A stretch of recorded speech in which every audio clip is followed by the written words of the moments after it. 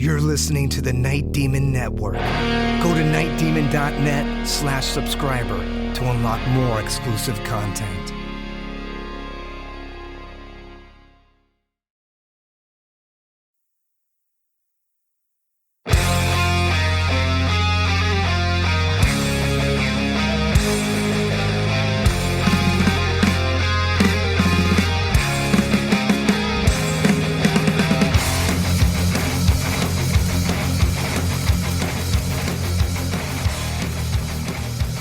Hello and welcome to the Night Demon Heavy Metal Podcast. I'm your host, Nesbit, and on May 1st of 2020, the second of Night Demon's 2020 singles was released, a song that was 5 years in the making. This is Kill the Pain.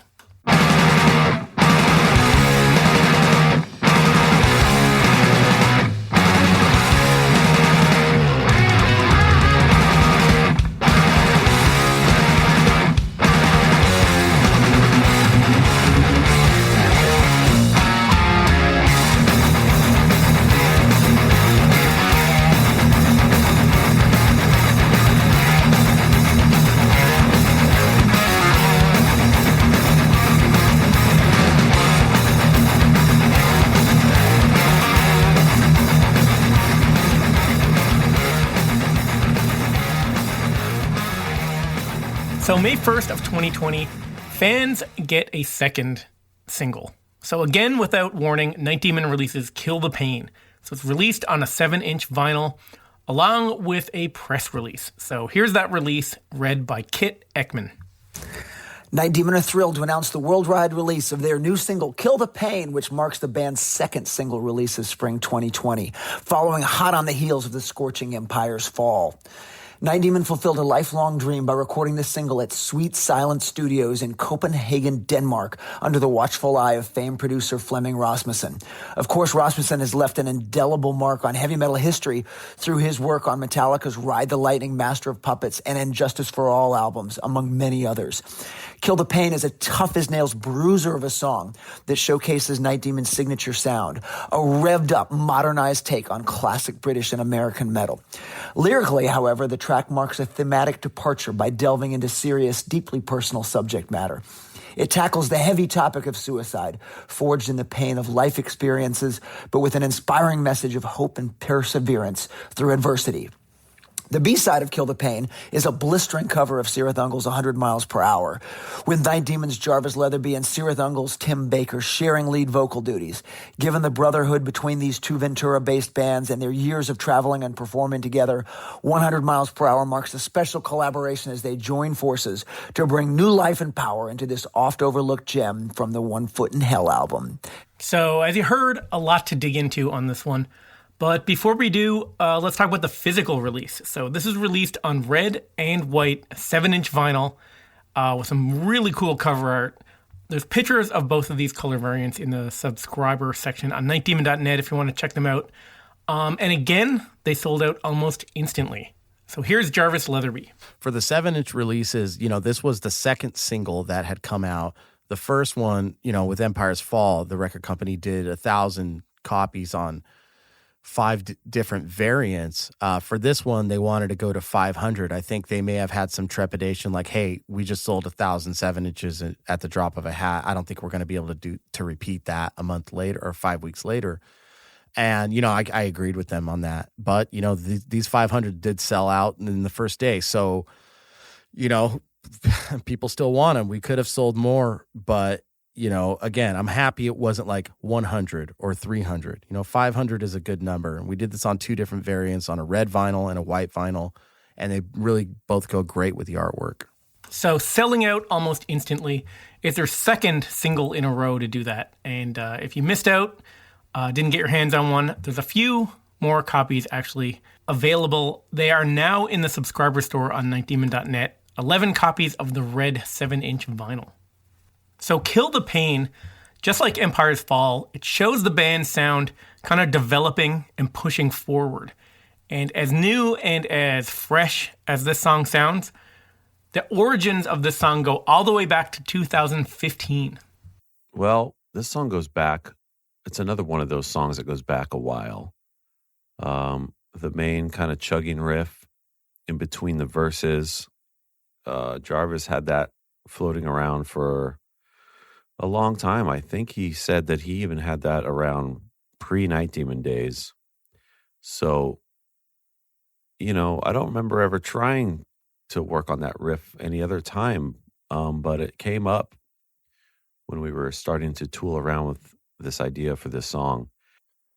The main riff to Kill the Pain is something that's been kicking around for a long time. I never really brought it to the band at any point, but I do remember in the spring of 2015, we were kind of stuck in Louisville, Kentucky.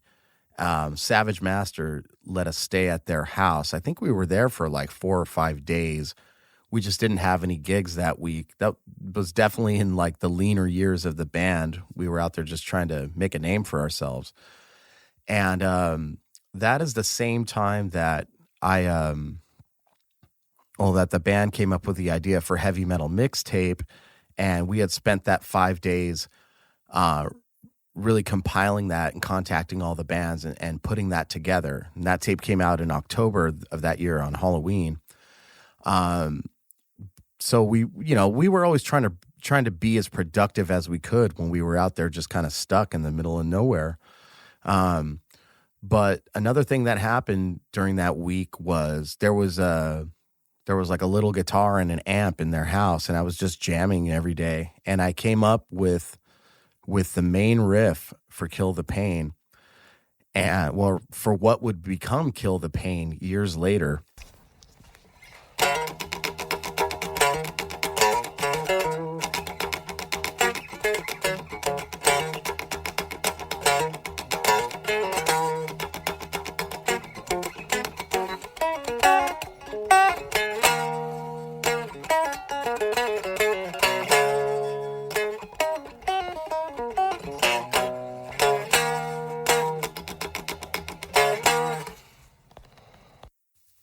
You can write a song from the ground up at any point, but sometimes you have a riff that it sticks with you. And you know what? The good ones stick with you, where you don't have to go back through your riff tapes and go and kind of look for ideas that you might have forgotten about. This is definitely one of those riffs that stuck with me, that I always kind of played when I just picked up a guitar and was fucking around. But yeah, again, I never brought it to the band, and it was something that was never fully fleshed out. So when it was time to start writing some new tunes, when Armand was in the band, this is one that I definitely busted out, and I loved the feel, the kind of, it kind of always reminded me of like I actually, truth be told, I had an idea.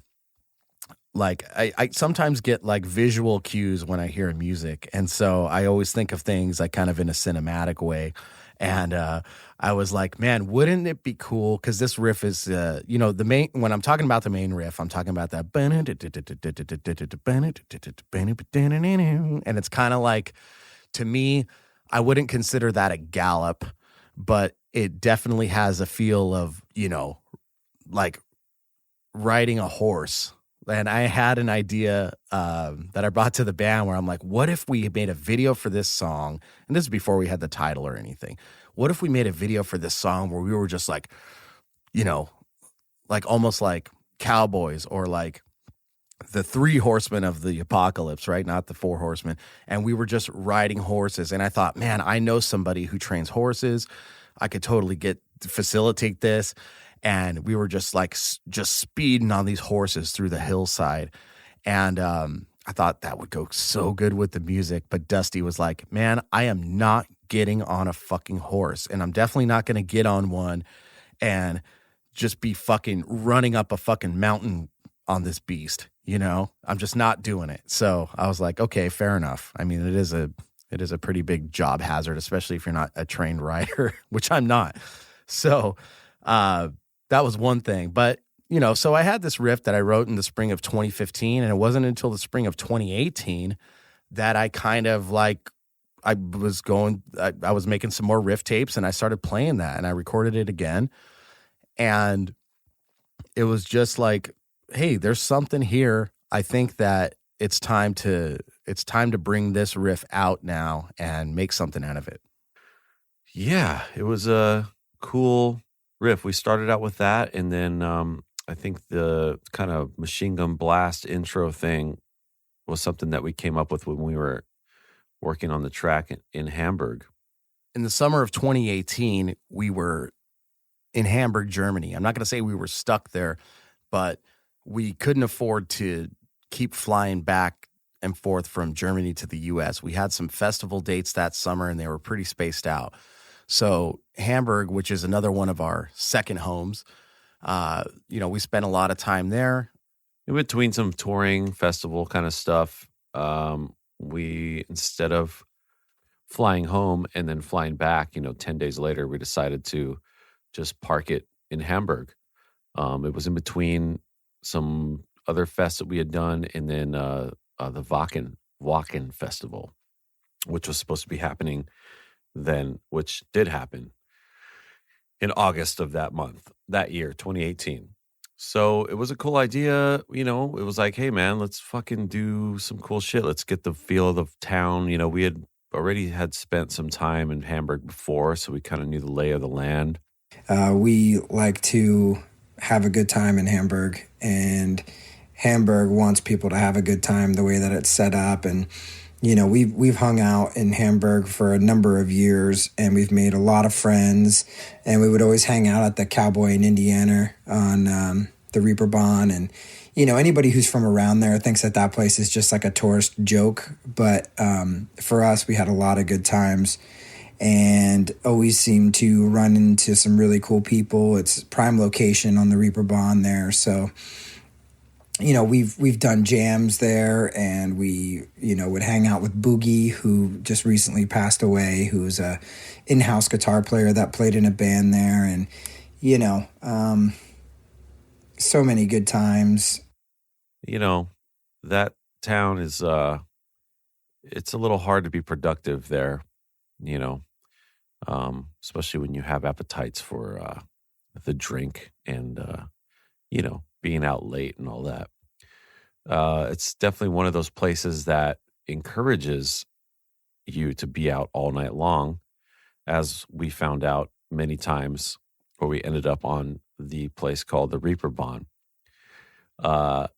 If you know anything about the Reeperbahn, well, originally it was, I guess, kind of a hangout where all the sailors would go, because there's a big port there, obviously. So, it's the place where all the sailors would go and, indulge in the pleasures of life, if you know what I mean. Prostitution, bars, alcohol, basically anything that you need as a weary sailor who's been out out to sea for months on end. And then it was also made famous by the Beatles. That's where those guys cut their teeth, as a live band playing in the Cavern Club, when they were really starting out. Fucking around on the Reeperbahn every night, playing in our cover band called the Howling Men, and just moonlighting there. When we were hanging out at the Cowboy in Indiana, they asked us if we wanted to play a Night Demon show. And because of, radius clauses and stuff like that, we didn't want to just come right out and just be Night Demon. So we came up with the Howling Men, and we ended up going in and just playing a straight up cover set, which was a lot of fun, just kind of going in there and playing on the house gear, which was all beat up. And luckily Armand knows how to do sound, because he can make us sound good anywhere. As much as he hates to go in there and dial any kind of sound system in, he's really good at it. That's where we ended up doing sort of a one-off gig as a secret thing called the Howling Men. So there's a place called Cowboys in Indiana, which is basically German for Cowboys and Indians. It's kind of a saloon-style bar, and we ended up there. A friend of ours introduced us to the bartender, crazy guy, super into music, metal, everything. He's good friends with one of the guys from Halloween. We met him there. And it was just one of those places where they would have a band. I mean, it was mostly like, either blues or like covers and, that kind of thing, bar band kind of stuff. But, we ended up going there a bunch, and I would jump up and jam with the guys, or sometimes if all three of us were there together, we would jump up and do a few songs, do a couple Thin Lizzy songs or something like that. And it just went over really well. The guys loved us and would treat us to many, many shots of Jaeger. There was a lot of Jägermeister flowing at that place. So we had an idea since we were there. Let's do a little show. Call it the Howling Men, because we couldn't. Technically, we couldn't play as Night Demon because of I think it was the clauses that we signed with these festivals. They ask you not to play anywhere within, 30 miles or whatever, 100 miles of the festival within like 2 weeks or something like that, just to make it more of an exclusive thing, which is cool. And we're totally cool with that. But, we could always play under a different name. So that's what we did, the Howling Men. We had some friends that let us use a rehearsal space there. So we would take a couple trains and a bus every day and kind of just go there and work out some stuff. And so we started having some ideas for some to start writing some new songs. So that's when I brought the riff back into the fold, the main riff that would become this song.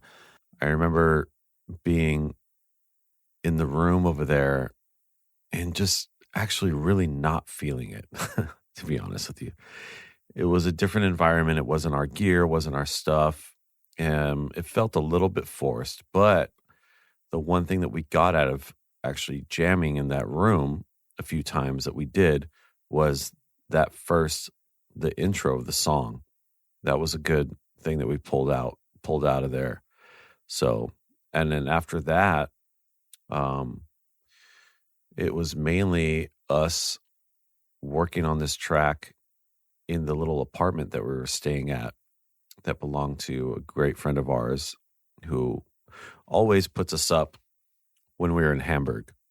I remember specifically being in Claudia's apartment and the guys working on the main riff. And it's hard when, being the drummer, those guys are working on the songs, and I can kind of like jam around a little bit on something, like break out some sticks and play on something, but it's not the same.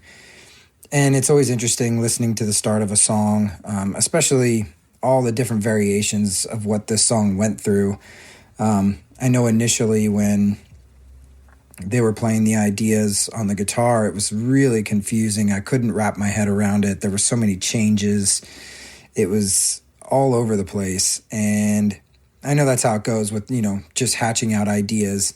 And Armand had his own little recording kind of rig set up in Claudia's little kitchen. So we actually borrowed some kind of primitive recording equipment, and not at the rehearsal space, but at the house that we were staying at, we were starting to come up with some ideas and do some demos.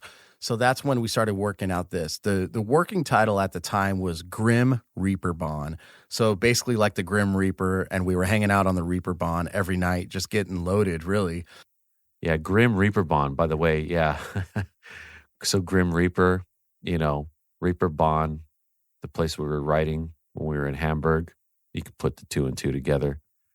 It's a pretty funny working title. It was a pretty decadent time, a decadent summer for Night Demon. We were, we wouldn't get up until, 4 or 5 p.m. just because we were so hungover every day.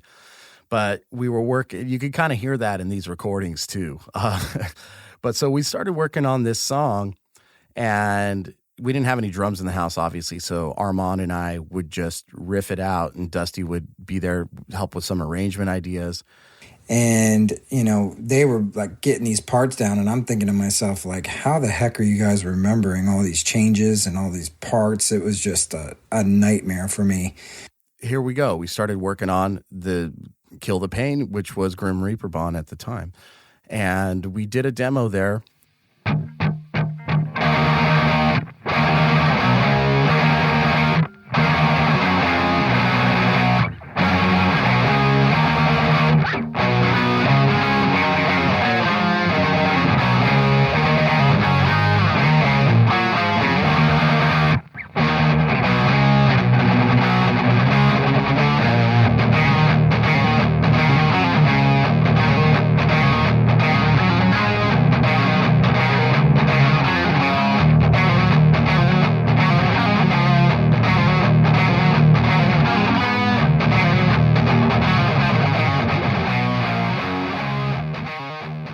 again, this is a great example of the evolution of a Night Demon song.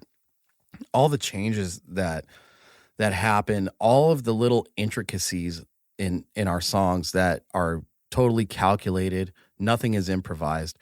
So with this version of the song, the intro is slightly different. We had a whole different riff in the middle. It's kind of I think we were trying to expand our musicianship and get a little more progressive, but in the end, that riff didn't stay. Also with this, you have a completely different verse. The verse riff is completely different kind of feel as well. And then we have the pre-choruses that weren't there yet. We had a different pre-chorus. And if you listen to the final version of the song, there's a part before the last chorus where we do these big breaks. That used to be the pre-chorus riff to every chorus that we ended up dropping later. Also, if you listen to this demo, the chorus is completely different too. The chorus riff is totally different. We ended up just keeping the tail end of that. The solo section is different. There's all kinds of odd time stuff. If you listen to this, the only thing recognizable in it to the final version of Kill the Pain is really a piece of the intro, the main riff that I had brought in, and the tail end of the chorus, and just a little itty bit of the solo. It's almost a completely different song.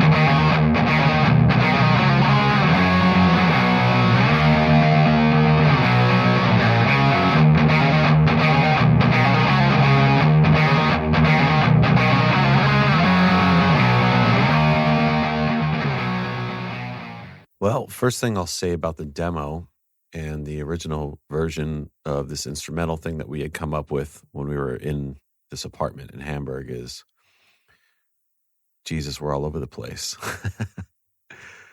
Yeah, the riffs are kind of all over the place. I think basically what was happening is that every little riff that we came up with that we thought was cool, we stuck them together. There's a little bit of that. The main kind of verse thing was like a total children of the grave mixed in with a little bit of a riff idea from I think it's from something on Justice for All. Is like these chords that James used in a certain part of the song that I really liked, so I decided to borrow them.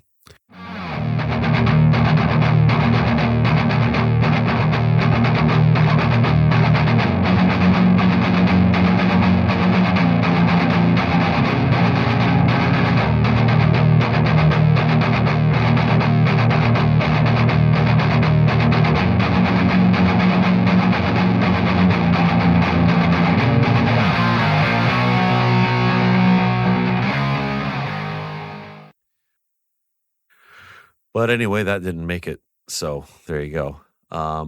It's hard to sometimes decide how far you can go with sort of copying a riff. It's not like totally stealing, but, influence. I like to say more influenced by than stolen. Listening back to it, I mean, I completely forgot about all this stuff. And this is how riffs come back in later. Like, you never know when some of this stuff is going to get used again in another song. I don't know. There's obviously you'll hear some pieces that ended up staying, then those made it, but there's a lot of stuff that didn't make it. which is fine. And that's what happens. Maybe some of those riffs can be used at a later time for something else. I mean, there's some cool stuff in there that I still think is cool. So funny thing about the solo is that the first part, I think we switched them around. Seems like we switched them around. Yeah. There's little things in there that ended up being in the main solo that were ideas early on. Like I've mentioned before, sometimes there's just little things that just kind of happen when we're writing, whatever the inspiration is, and those little riffs and licks just stick and they're good. And I know right away that, okay, this is where I'm going with this, it just kind of happens naturally. So there's a few little pieces of that in there. You'll hear it in this instrumental demo.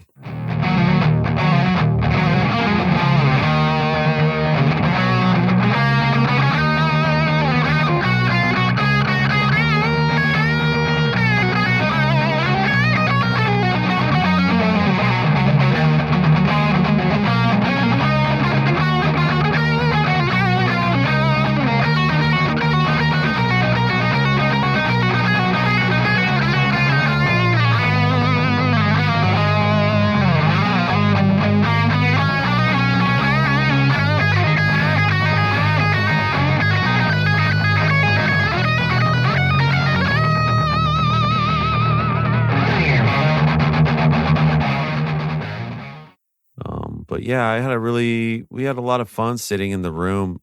We were in here basically in the kitchen at this apartment with my laptop set up that I had brought, and the guitar and bass, and just kind of like riffing away. Dusty would kind of just be there listening and giving his 2 cents here and there, trying to think about how he would be playing to this stuff.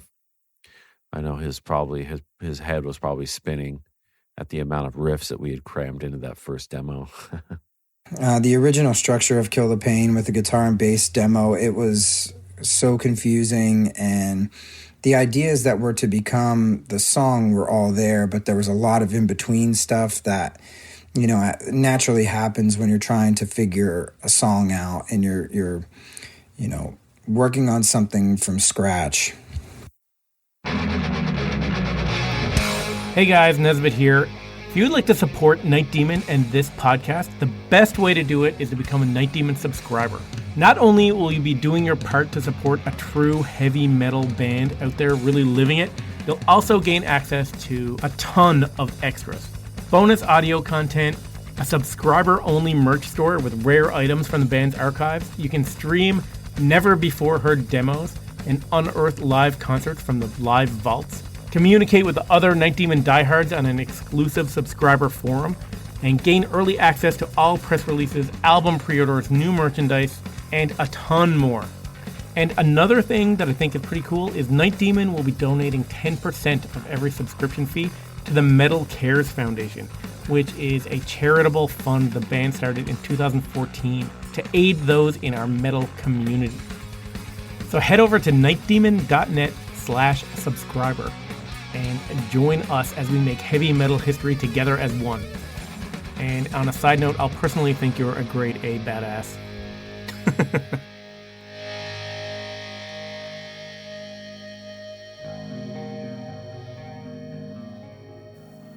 So in January of 2019, basically, almost 6 months had gone by since our last demo of this song. We returned home and decided to do, a full band demo at Armand's place.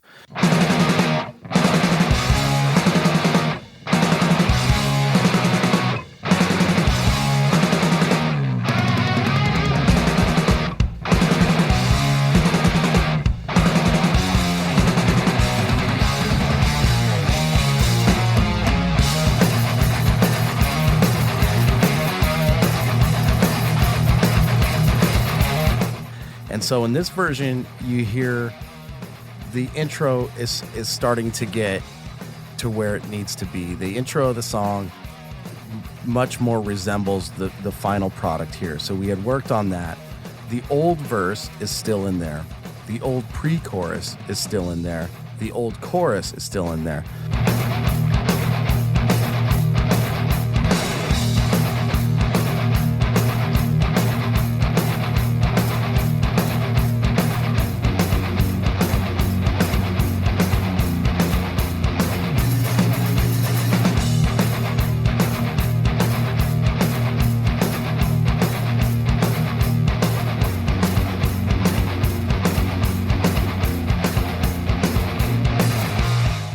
The solo section we hashed out.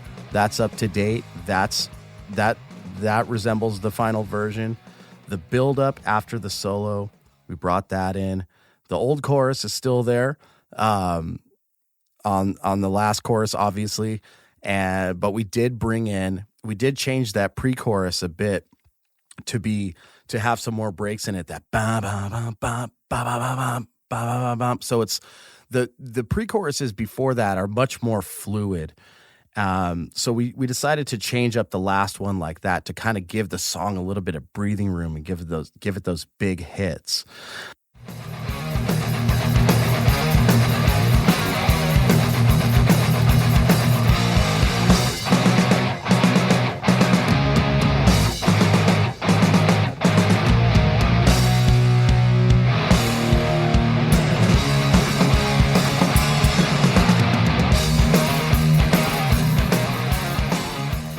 You can hear the song starting to take some life now. So, already all the way back from the riff I had in 2015 and going to the spring of 2018, then the summer in Hamburg, and then we're back January the following year, back home, and we're still working on this thing. We're still trying to make it the best song we possibly can. A few months later, January 2019, now you're starting to hear the song come together. And it's starting to come together like it ended up being, except for the verses. I mentioned the symptom of not the symptom, sorry, the children of the grave kind of, gallop thing. Well, here it is in all its glory.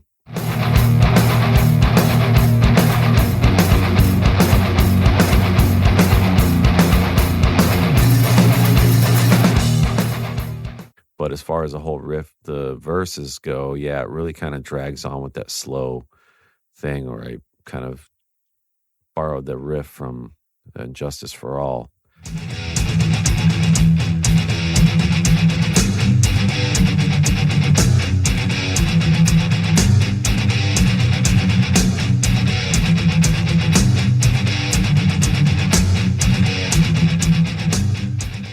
They're a lot faster to what we did, but if you listen to those chords, they're really cool, man. And I kind of wanted to borrow those, James. So, but we didn't end up using it anyway. So never mind. Actually, when you get a chance to see us live, we throw that back in there just for fun because it's cool to do that live.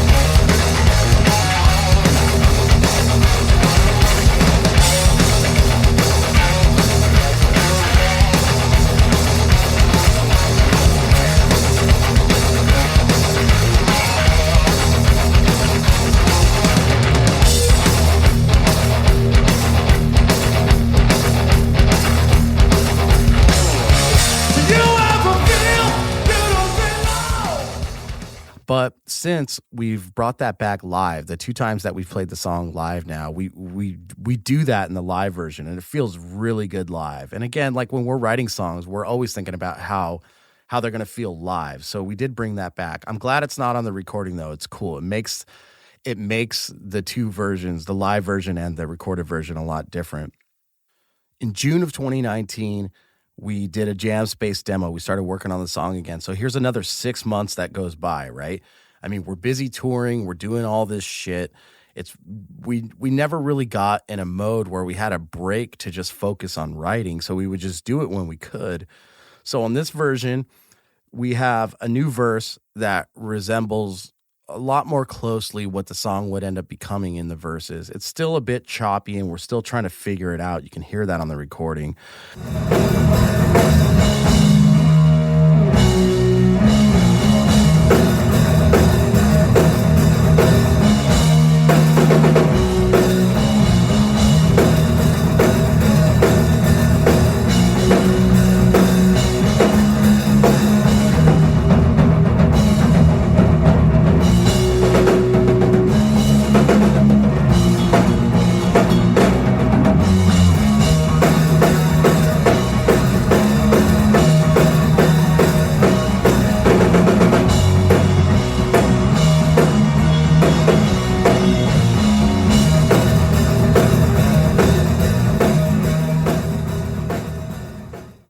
we have a new short pre-chorus. So we took the pre-chorus out and we kept that one at the end, the big hitting one, but we had just kind of a quicker riff to get into the chorus with that. Now we have the new chorus starting to be fleshed out here, but the drums are not what they would become on the chorus, which I think is a stroke of genius from Dusty. A lot of those parts are starting to iron out.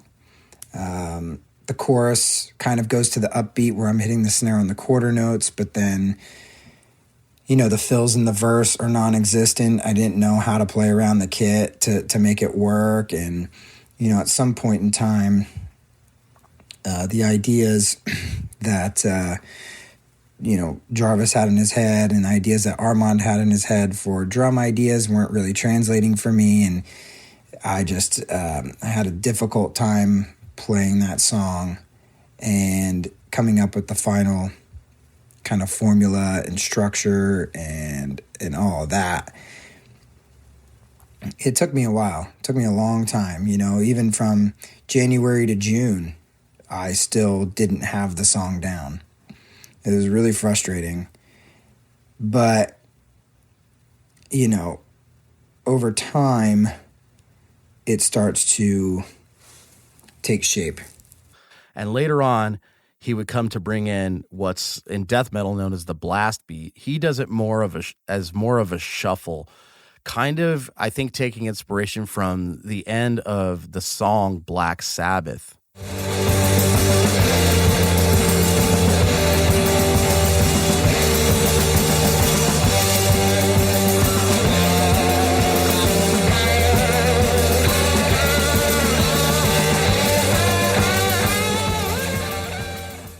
And I remember, Jarvis kind of being like, well, you should do a blast beat in this chorus. And I was like, we don't do blast beats, And then Armand's like, well, what about kind of like a Bill Ward, triplet shuffle blast beat? And that made total sense. And as soon as we did that the first time, it was like, there it is.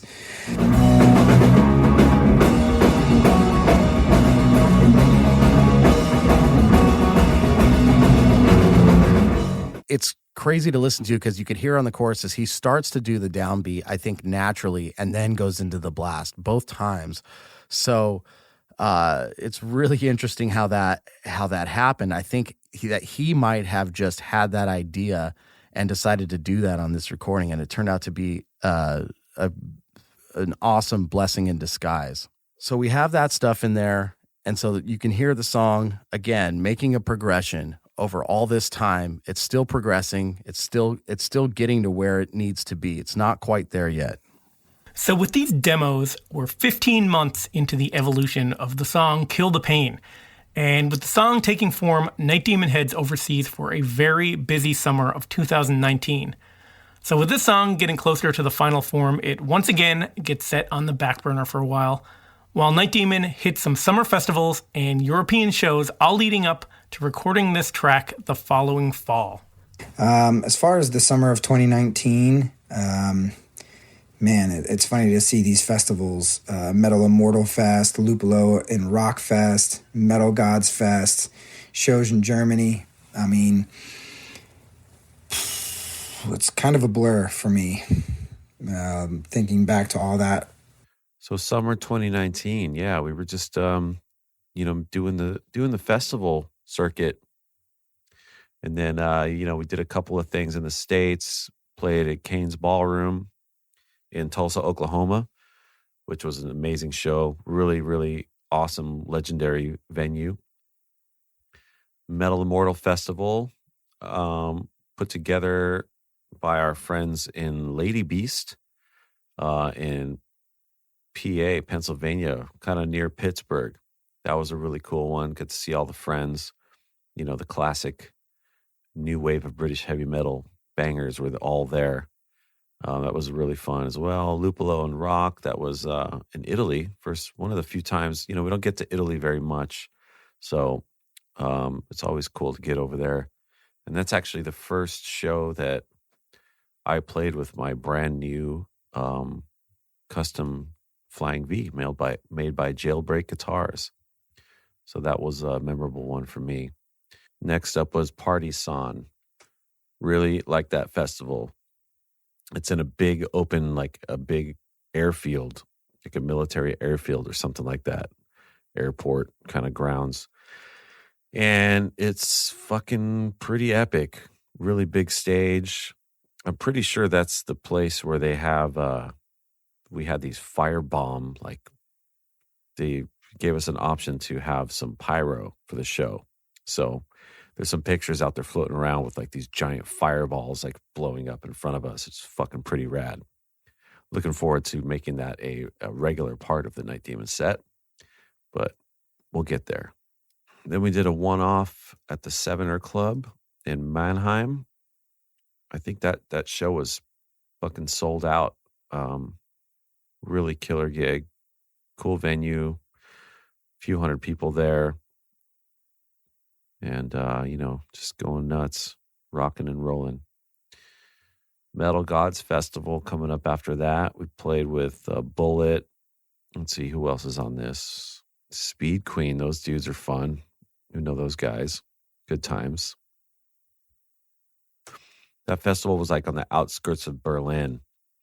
And that was known as Armand's Big Night Out. I don't know if the guys are going to talk about that at all. But anyway, I will leave that for another time. So anyway, all in all, it was a pretty productive summer. And it all led up to going in to record, with Flemming before we started the Sacred Reich tour. So we were, we were ripe and ready to rock, man. So in the fall of 2019, after a very busy and long summer for Night Demon overseas, we revisited the song again and went back to the captain's quarters and did a proper demo for this. Now, when I listen to this, I hear a band that knows what they're doing. You can tell we still have that kind of Horseman intro still in there, but you can hear the verses sound way tighter. They're way more fleshed out. And the choruses, Dusty is full on doing that shuffle blast. And you can hear the song really, really, really take form here.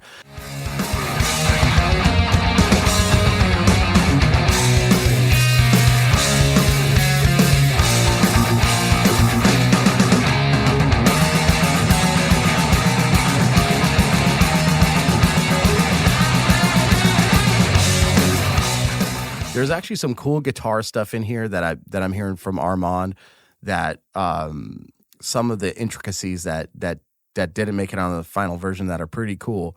Not to say that I'm not happy with that final version, not at all, but it's cool listening back to demos and just ideas that we do. And it's like a lot of times there's multiple paths to go and they're all good. It's impossible to play them all at the same time, right? So you have to make those decisions. But I'm glad we have these tapes for that reason. Another thing you can hear on this demo is that we added the pause in the second verse.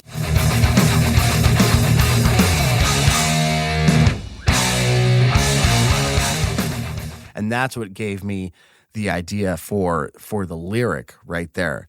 Silence, boom. It's like you say the word silence in cadence with the rhythm, and then you hear that silence, that almost like deafening silence, if there ever were such a thing. About a month later, in late October of 2019, you get the final demo here of Kill the Pain.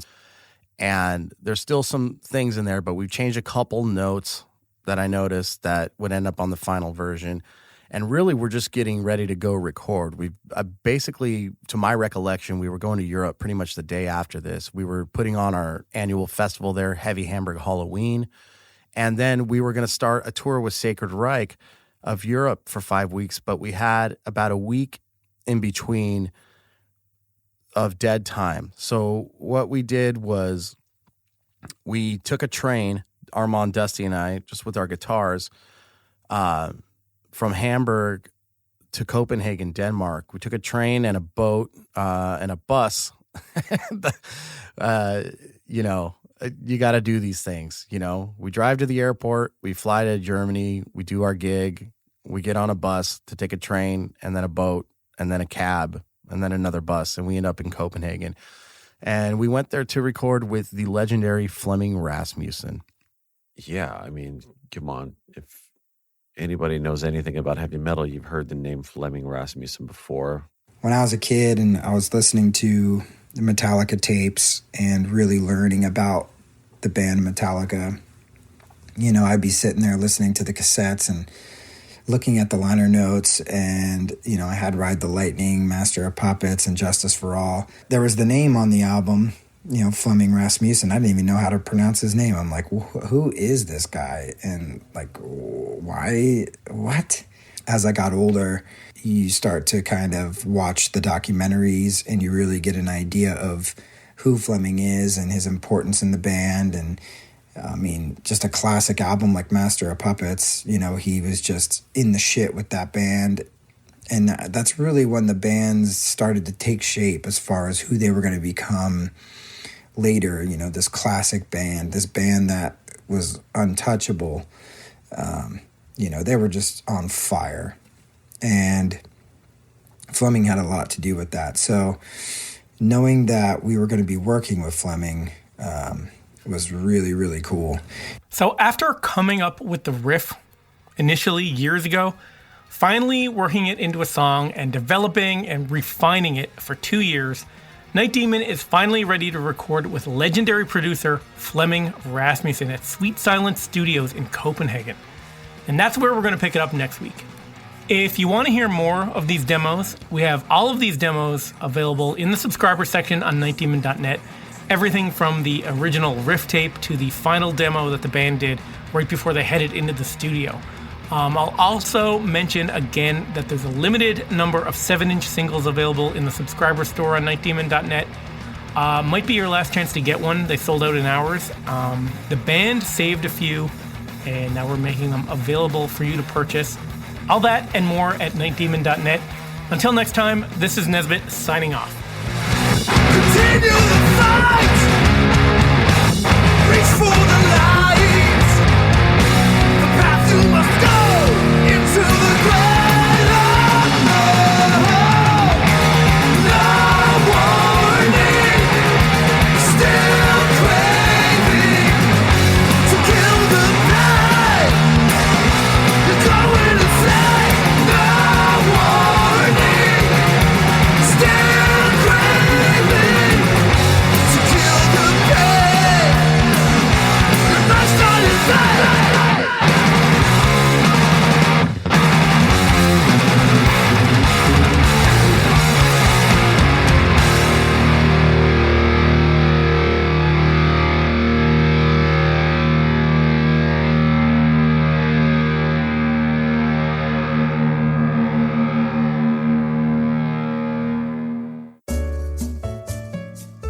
Thanks for listening to the Night Demon Heavy Metal Podcast.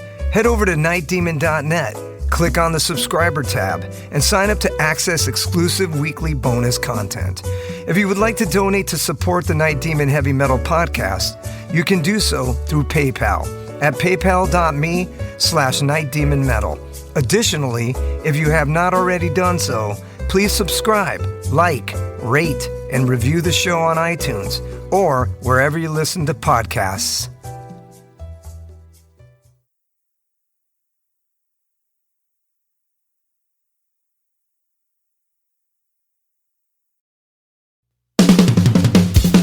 All hail, Night Demon Heavy Metal Podcast listeners. This is Dusty Squires chiming in to tell you about my brand new signature sticks from the London Drumstick Company. I've dreamt of having my very own drumsticks ever since I was a wee lad, and LDC made that a possibility for me. Founded in 2016 in London, England, the birthplace of heavy metal, the London Drumstick Company has trailblazed a path through the music industry and taken the drummer world by storm. When I met them for the first time, they knew their product was going to withstand the beatings of a Night Demon show. They took the time to work with me on getting everything just right. The balance and weight of my sticks are the same no matter what, and the durability is bar none the best I've ever had. I know my sticks will last through the set night after night. I'm truly honored to work with a company that caters to their players the way LDC does. Their innovation and attention to detail is what separates them from the rest of the stick makers out there. Their custom stick sleeves are unbelievable and really make the entire presentation complete. Wait until you see the design they came up with for me. It blew my mind and was a surprise to say the least.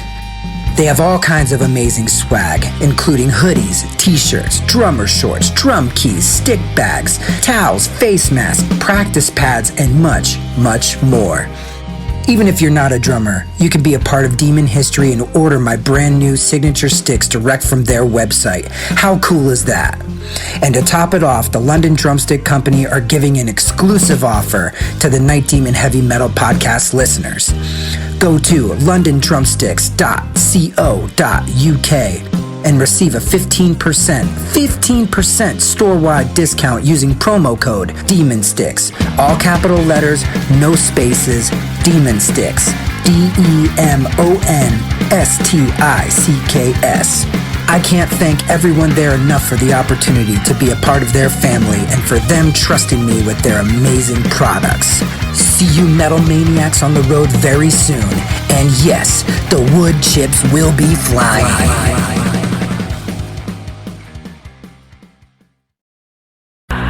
Greetings, boils and ghouls. This is your comrade, the Crypt Keeper here, reporting dead from the sanctuary of the strange. Tonight's macabre myth is a fright-filled feature, one overflowing with monsters, madness, and magic.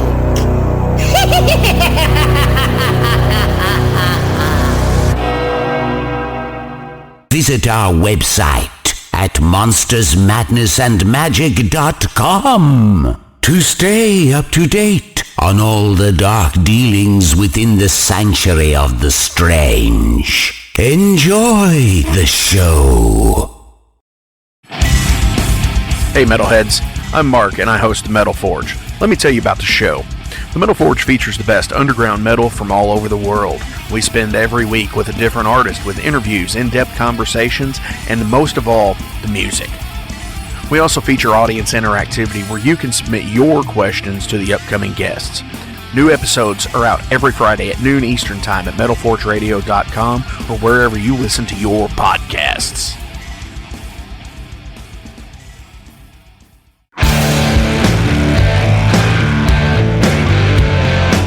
Want to know what's going on in the world of music? Then tune in to the Nothing Shocking Podcast, a non-genre based, all-ages friendly rock and roll program.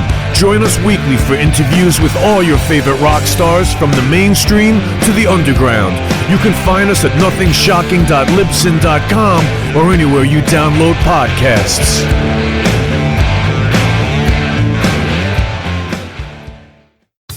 Okay, metalheads, you've been complaining that there has not been a channel that plays all of the heavy metal videos from past, present, and future for years and years at this point. Well, that time is over.